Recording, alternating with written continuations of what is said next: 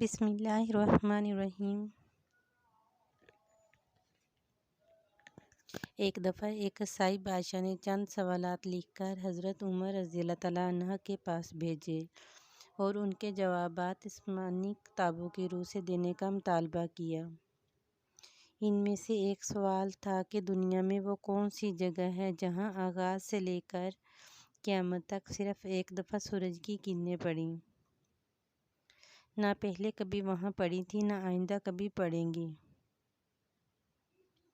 حضرت عمر رضی اللہ تعالیٰ عنہ نے حضرت عبداللہ بن عباس رضی اللہ تعالیٰ عنہ کو فرمایا کہ ان سوالات کے جواب لکھ دیں۔